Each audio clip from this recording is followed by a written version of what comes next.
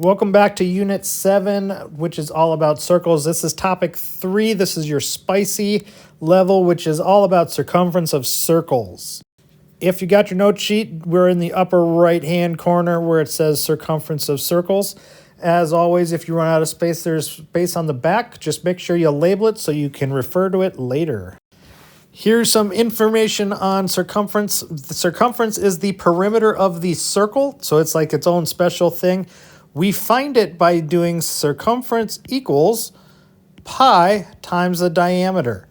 So pi, that's that little thing that looks like a table or a stool. That's the ratio of the circumference to the diameter.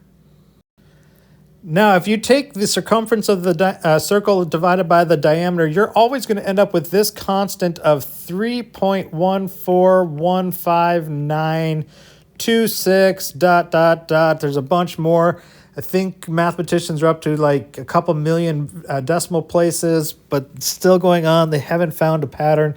So there's a couple of ways we deal with this. On the calculator, if you hit the pi button, most of them that you have right now will give you the pi symbol as part of your answer. If you've got it in classic mode, and I'll show you on the next little video here, slide, how to change that, you'll end up with a decimal approximation that says 3.14. Now, if I want 3.14, the question will say this. Use 3.14 to estimate.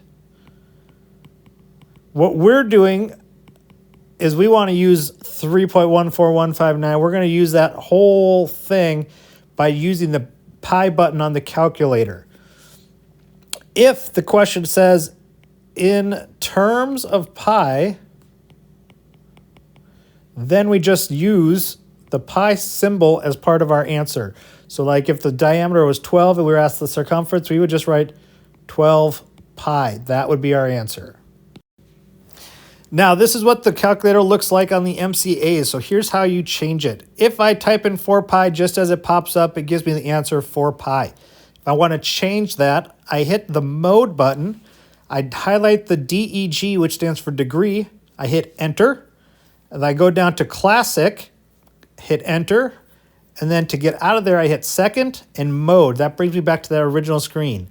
Now, after I hit 4 pi, it'll give me that decimal approximation, and then on delta math, it'll say round to the nearest tenth or hundredth or whatever.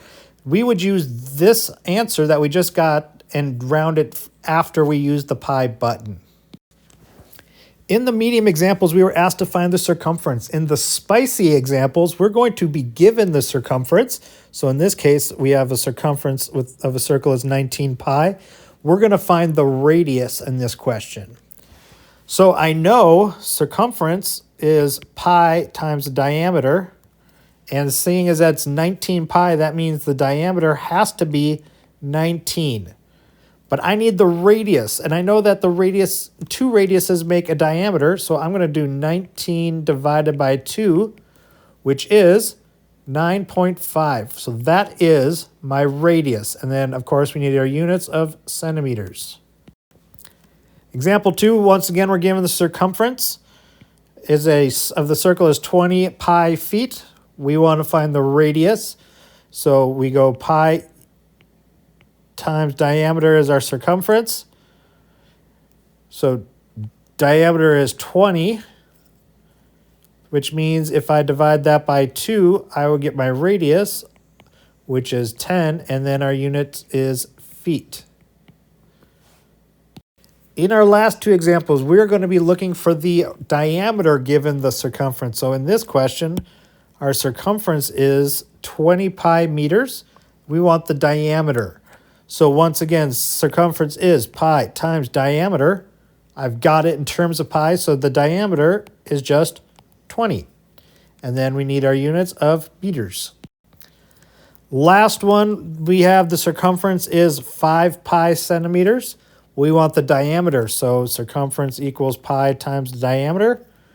I've got a pi symbol in there, so my diameter must be 5 centimeters.